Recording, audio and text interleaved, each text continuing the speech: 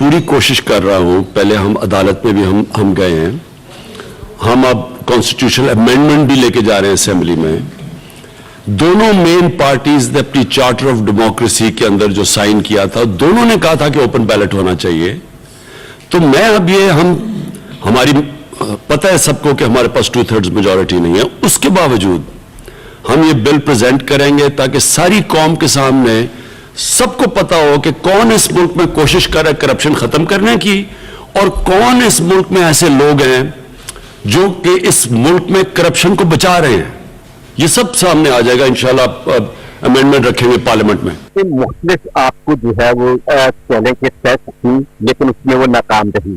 पहले इस्तीफों की धमकी, लॉन्ग मार्च की धमकी, दूसरे ऑप्शंस, लेकिन नाकाम रही। लेकिन पंजाब में ये सूरत हाल है कि जहाँ पे एक बड़ी अपोजिशन जमात है, उसके अरकान असम्बली हर दूसरे रोज वज़ीर आला उस्मान बुज़दार से मिलते हैं और उनकी क़यादत पर और PTI पर एतमाद का इजहार कर रहे हैं। तो आप क्या देख रहे हैं कि सेनेट के बाद इस PDM का क्या मुस्तकबिल है? ये PDM जो अब मुख्तलिफ बहरानों में जो चैलेंजेस देखने में नाकाम रही है, सेनेट के इंतखाब के बाद इनका क्या फ्यूचर देख रहे हैं? PDM ने फेल होना था। मैंने अपनी पार्टी की मीटिंग्स में कहा, मैंने कैबिनेट में ये कहा, मैंने मीडिया पे ये कहा। क्यों फेल होना था इन्होंने? क्योंकि ये कोशिश कर रहे थे पब्लिक को निकालने के लिए। पब्लिक जब भी निकलती है तो वो हुक्मरानों की करप्शन के खिलाफ निकलती है।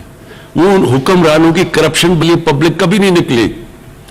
अभी लेबनान में देखें, पब्लिक सड़कों के ऊपर है हुक्मरानों की करप्शन के खिलाफ। साउथ अमेरिका में कई मुल्कों में पब्लिक निकली है हुक्मरानों की करप्शन के खिलाफ। इराक में निकली है, वो कहते हैं कि जी करप्शन हो रही है। लेकिन कभी भी पब्लिक आज तक किसी करप्ट पॉलिटिशियन की करप्शन बचाने के लिए नहीं निकली, और ये कोशिश कर रहे थे और ये समझ रहे थे कि लोग बेवकूफ हैं। लेकिन उससे बड़ा बेवकूफ होता ही नहीं है जो पब्लिक को बेवकूफ समझे, और ये साबित हो गया। मीनार पाकिस्तान जो हमने 4 दफा भरी है, क्योंकि मीनार पाकिस्तान तो भरा ही तब जाता है जब लाहौर के लोग चल के आए। तो जब लाहौर के लोग नहीं निकलेंगे, आप जितने मर्जी बाहर से कीमे के नान खिला के लोगों को लेके आए, कभी भी नहीं भरा जाता। तो ये जो फ्लॉप हुआ है PDM, इसने होना था। सारे मुल्क के बड़े बड़े डाकू इकट्ठे होके मुझे ब्लैकमेल कर रहे हैं कि जी आपकी गवर्नमेंट गिरा देगी अगर हमें आप NRO नहीं देते, यानी हमने जो डाके मारे हैं हमें माफ नहीं करते। तो इसने तो फेल होना ही था। और ये आगे भी इनका ये अपनी पार्टी से इकट्ठा रखते हैं, जी हुकूमत कल जा रही है, हुकूमत परसों जा रही है, हुकूमत 2 महीने में, ताकि इनकी पार्टी इकट्ठी रहे, क्योंकि नजरिया तो है ही नहीं। किसी पार्टी का लीडर रेवोल्यूशनरी बनने की कोशिश कर रहा है, खुद दुम दबा के भगौड़ा होकर लंदन बैठा हुआ है, बेटे उसके बाहर बैठे हुए हैं, वो जवाब दे नहीं रहा, सुप्रीम कोर्ट में कन्विक्टेड है, और वहां बैठ के वो समझ रहे हैं कि इनकलाब आ जाएगा। ट्रांसपेरेंसी इंटरनेशनल की रिपोर्ट आई, वैसे तो परसेप्शन बेस्ड रिपोर्ट होती है, लेकिन समटाइम्स परसेप्शन जो है वो रियलिटी से भी ज्यादा उसकी वैल्यू समझी जाती है। 2 चीजें जिसके ऊपर बाकी चीजें तो सामने आई, लेकिन एक डेमोक्रेसी और एक जो है वो जो रूल ऑफ लॉ है, उसके ऊपर पॉइंट्स जो है वो कम हुए हैं पिछले 2 सालों में। तो क्या समझते हैं कि डेमोक्रेसी, पार्लियामेंट का जो किरदार था वो पूरा अपना, ज़ाहिर है पार्लियामेंट में जो अपोजिशन है उन्होंने पहले दिन से ही जिस तरह का किरदार अदा किया, और साथ रूल ऑफ लॉ के हवाले से सर पुलिस जो है उसका बड़ा किरदार है, तो ये इनमें पॉइंट्स क्यों कम हुए, क्या समझते हैं आप? पार्लियामेंट चलती कैसे है? पार्लियामेंट के अंदर एक गवर्नमेंट होती है, एक ऑपोजिशन होती है। पार्लियामेंट चलती ऐसे है जब ऑपोजिशन का काम होता है कि मुल्क के मसले मसाइल की निशानदेही करे, और वो गवर्नमेंट को मुसलसल प्रेशर में रखे अवामी मसलों के ऊपर या कानूनी मसलों के ऊपर। लेकिन कभी डेमोक्रेसी ऐसे भी चली है कि ऑपोजिशन इकट्ठी होकर कहे कि हमारी चोरी माफ करो, हमें NRO दे दो, नहीं तो हम चलने नहीं देंगे।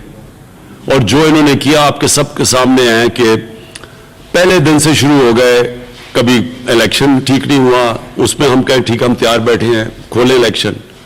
कभी कहें जी माशी हालात बुरे हैं, वो माइशत के तो जिम्मेदारी हैं, तो वो हमारे से पूछ रहे हैं जी कि ये देखिए कर्जे ये चढ़ गए हैं, और हमारे से पूछ रहे हैं और प्रेशर डाल रहे हैं कि NRO दे दे। फिर फैटफ के ऊपर इन्होंने सबसे ज्यादा ब्लैकमेल किया, क्योंकि फैटफ के अंदर मुल्क ब्लैकलिस्ट हो सकता था, और ब्लैकलिस्ट का मतलब यहाँ सैंक्शंस लग सकती थी। तो उन्होंने उसके ऊपर फिर हमें ब्लैकमेल करना शुरू, और फिर बाकायदा लिख के दिए कि 34 शिकें चेंज करो 38 में से, यानी नैब को खत्म कर दो। तो जमहूरियत तो नहीं चलती ऐसे। जमहूरियत तो अब चोर इकट्ठे हो जाए और कहे जी हमारी चोरी छोड़ दो, नहीं तो हम गवर्नमेंट गिरा देंगे, तो ये तो जमहूरियत नहीं चलती। और इसलिए वो ठीक कह रहे हैं, पार्लियामेंट के अंदर जिस तरह की डिबेट और गुफ्तगू होना चाहिए था, जो कंसेंसस बिल्डिंग होनी चाहिए थी, वो हुई नहीं। मेरा नाम मियां असलम है, प्राइम मिनिस्टर साहब, मैं एक्सप्रेस टेलीविजन से हूं। मैं कुछ नाम आपके सामने दूंगा और उन नामों पे मेरा सवाल बेस करेगा। बैरिस्टर शहजाद अकबर, मुराद सईद, डॉक्टर शहबाज गिल, तो ये ऐसे नाम हैं जो फ्रंट लाइन पर डिफेंड भी आपको करते हैं और अपोजिशन का भी बड़ी तनकीद का निशाना बनते हैं। कोर्ट में भी इनके हर दूसरे दिन पेशियां करते हैं। दूसरी तरफ इन्हें पार्टी के अंदर भी कुछ हमलों का सामना रहता है, मुखालफत होती है। सेम जैसे उस्मान बुज़दार साहब को आप लेके आए हैं, कोविड में इन्होंने जिस तरह काम किया, दूसरे इन्होंने काम किए, वो पता चलता है कि हर तीसरे माह जो है वो कोई 8-10 लोग जो हैं वो चीफ मिनिस्टर बनने के जो है वो चक्कर में है। तो आप इस नेक्स्ट में कि अपने लोगों को किस तरह प्रोटेक्ट करेंगे? ऑपोजिशन और ख़ास तौर पर इनके जो बड़े बड़े नामवर डाकू जब ये तनकीद किसी की करते हैं तो वो उसका एजाज होता है। ये जब मुझे तनकीद करते हैं ना ये सारे हर रोज शाम को बड़े बड़े डाकू बैठ के, तो मैं समझता हूं कि मैं कुछ तो काम अच्छा कर रहा हूं मुल्क में। अगर ये मेरी तारीफ करें तो मैं अपनी तौहीन समझूं, क्योंकि ये इन्होंने 30 साल से 35 साल से इस मुल्क का खून चूसा हुआ है। तो अगर वो हमारे लोगों की तनकीद करते हैं, फिरदौस की, इसकी, शहबाज की और मुराद सईद की, तो ये तो इनके लिए बहुत बड़ा एजाज है। इसका मतलब ये जहाद कर रहे हैं इन चोरों के खिलाफ। और जहां तक अंदर है, बदकिस्मती से ये तो होता ही है पॉलिटिक्स में, अंदर एक पार्टी के अंदर भी कंपटीशन चलती है, क्योंकि ये कोई रेजिमेंटेशन तो नहीं होती है, कोई एक डिक्टेटरशिप तो नहीं है, तो इसमें तो ये चलता रहता है, इसकी कोई फिक्र नहीं करनी चाहिए। पीएम साहब, मेरा नाम मोहम्मद शाहिद चौधरी है और मेरा ताल्लुक 92 न्यूज लाहौर से है। पीएम साहब कहते हैं कि जमाने भर के जो मोतबर हैं वो खुद लरजते हैं आईनों से, कोई तो इनका हिजाब पलटे, मैं इनका रोजे हिसाब देखूं। आपने इनके हिजाब पलटे हैं, जो कब्जा माफिया था, जो सियासी माफिया था, इतने उनके ऊपर आपने हाथ डाला। पहले साल हजारों एकड़ आपने और सीएम साहब ने जबरदस्त कब्जा माफिया के खिलाफ ऑपरेशन किया और जबरदस्त एक्शन लिया। फिर बीच में कुछ खामोशी आ गई, अब आपने फिर से कब्जा माफिया के ऊपर बड़ा जबरदस्त हाथ डाला है। लाहौर में खोखर पैलेस हो, दीगर कब्जा माफिया हो, बहुत जबरदस्त ऑपरेशन है। कहीं ऐसा तो नहीं कि बाद में दोबारा से फिर से ये कब्जा माफिया जो है चंद माह के बाद दोबारा से फिर एक्टिव हो जाए? इस हवाले से क्या इकदाम करें?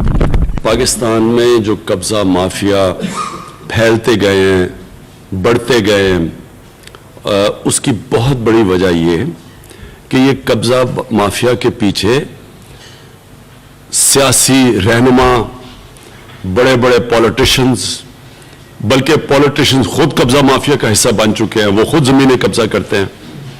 और ये कब्जा माफिया चल सकता ही नहीं है जब तक इनकी पुश्त के ऊपर गवर्नमेंट ना खड़ी हो। खोखर पैलेस गिराया गया और मरियम नवाज वहां पहुंच के खड़ी होकर उन्होंने बड़ी उसकी हौसला अफजाई की, एक कब्जा माफिया की। इससे क्या चीज सामने आती है?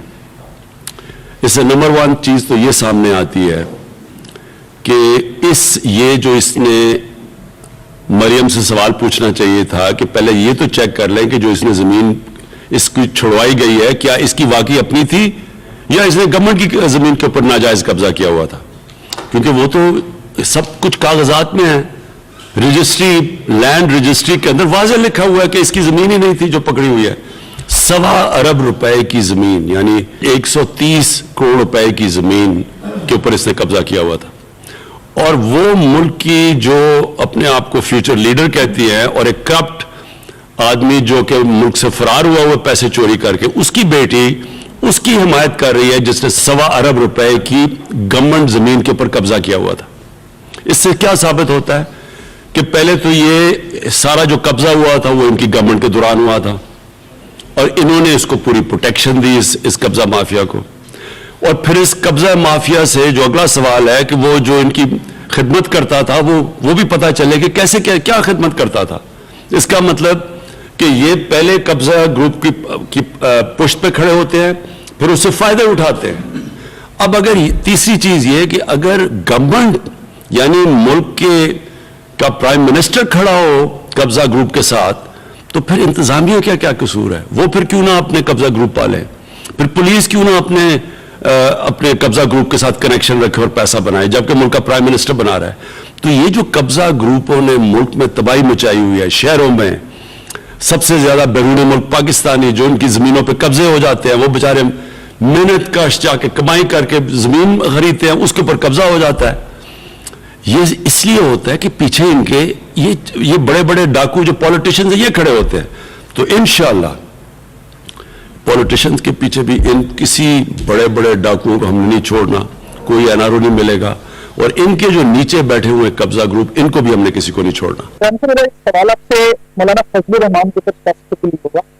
PDM بنی آپ کی حکومت کے خلاف 11 جماعتوں نے PDM بنائی, مولانا فضل الرحمان کو اس کا سربراہ بنایا. استعفوں سے بات ہوتی ہوئی اب قومی فنڈنگ تک پہنچ چکی ہے. پیپلز پارٹی اور نون لیگ سے نالا ہو کر مولانا فضل الرحمان نے یہ اسٹیٹمنٹ دیا کہ اگر فیصلے مریم اور بلاول نے کرنے ہیں تو وہ PDM کے سربراہ کیوں ہیں. اس کے بعد ساتھ ہی آپ نے ان کے اوپر فارن فنڈنگ اور کچھ غیر ملکی ممالک سے امداد کے حوالے سے, فنڈنگ کے حوالے سے بھی کیس الیکشن کمیشن میں ڈال دیا. آپ کو کیا لگتا ہے کہ مولانا فضل الرحمان اب PDM کے سربراہ رہیں گے؟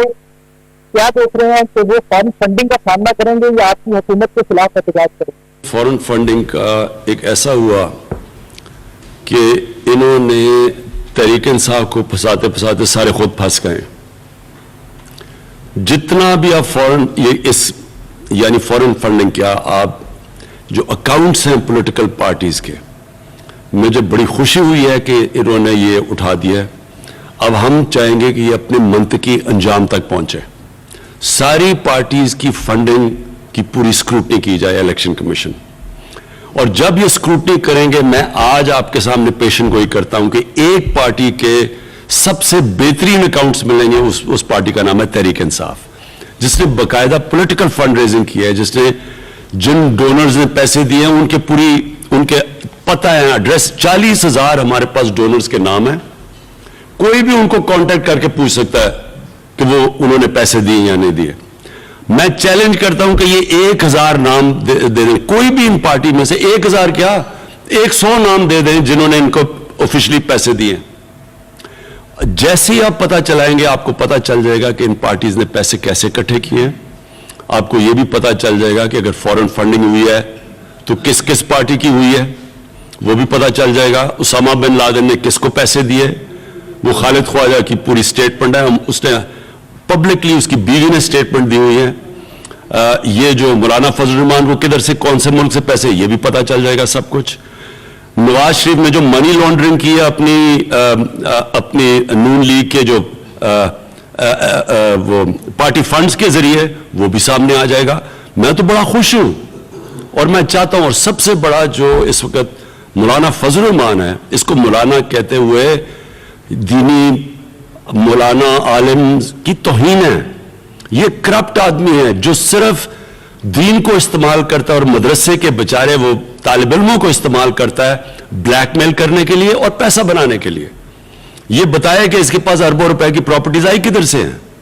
لوگ محنت کرتے ہیں, کوئی بزنس کرتا ہے, یہ بیٹھے بیٹھے ہی اربوں پتی ہے اس کے تو, اور فرنٹ مین کے ذریعے اس کے پیسے, بینامی اس کی جو زمینیں ہیں کدھر سے آئی ہیں, کیونکہ یہ ساری حکومتوں میں بیٹھا رہتا ہے, سب کے ساتھ مل کے, کوئی اس کو ہاتھ نہیں لگاتا کیونکہ یہ فتویٰ لگا دیتا سب پہ. سارے اس کو ڈر کے اس سے کوئی پوچھتا نہیں ہے اور یہ پیسے بناتا رہتا ہے. اور یہ سٹیٹمنٹ دے رہا ہے جی نیب کون ہوتی ہے مجھے بلانے والی, کیا یہ قانون سے اوپر ہے؟ یہ جو اس وقت جو پاکستان کے اندر جو آخر میں جو میں بات کرنا چاہتا ہوں, یہ تاریخی جنگ چل رہی ہے, قانون کی بالادستی کی جنگ چل رہی ہے. یہ جو چور ہیں جو کہتے ہیں ہم پاکستان کے قانون کے نیچے نہیں ہیں, سپریم کورٹ فیصلہ کرتا ہے, نواز شریف وہ کہتا ہے میں مانتا ہی نہیں, کیوں نکالا. جو ان کے اوپر الیکشن کمیشن, اس کے اوپر جب اگر ان کے اگینسٹ فیصلہ فنڈنگ میں آئے گا, یہ کہیں وہ نہیں ہم مانتے. ان کے اوپر جب نیب کوئی کچھ کہتی ہے وہ نیب کو نہیں مانتے. تو مانتے کس کو ہیں؟ اس کو مانتے ہیں جو ان کے حق میں فیصلہ کرے بس. اور حق میں فیصلہ کرواتے کیسے ہیں؟ جس طرح انہوں نے وہ بریف کیس پہنچائے تھے وہ رفیق تاڑر نے جا کے ججز خریدنے کے لیے, جس طرح سپریم کورٹ کے سجاد علی شاہ کے سپریم کورٹ پہ حملہ کیا تھا ڈنڈے لے کے, یہ وہ لوگ ہیں. ये माफिया है। और ये जो अब तारीखी जंग है, इंशाल्लाह ये फैसला करेगी कि पाकिस्तान में कानून की बालादस्ती आएगी। ये बड़े बड़े डाकुओं को हमेशा के लिए ये जंग है, इनका असल ठिकाना जेल में है, और जब तक ये पैसे वापस नहीं करेंगे ये इंशाल्लाह जेल में रहेंगे। कामयाब किसान प्रोग्राम के हवाले से ये बड़ा जबरदस्त अच्छा इनिशिएटिव है। एट द सेम टाइमिंग जब सरहद पार दिल्ली में किसानों के साथ इतना जुल्म ज्यादती हो रही है, मोदी रजीम में बहुत कुछ हमने देखा है और यहाँ पर सब कुछ उल्टा है। किसान आपकी तरफ देख भी रहे हैं, एग्रीकल्चर पैकेज कब तक आएगा और मजीद किसानों के लिए क्या होने जा रहा है? हमारी पूरी कोशिश है कि अब हम एक पूरी एग्रीकल्चर पॉलिसी लेके आए जो अगले 5 साल 10 साल तक जाए, जो कि हमारा पूरा चेंज कर दे एग्रीकल्चर जो सेक्टर सारा। इसका एक बड़ा पैकेज आ रहा है जो हमने अपनी पूरी एग्रीकल्चर सेक्टर को पूरा खड़ा करना है।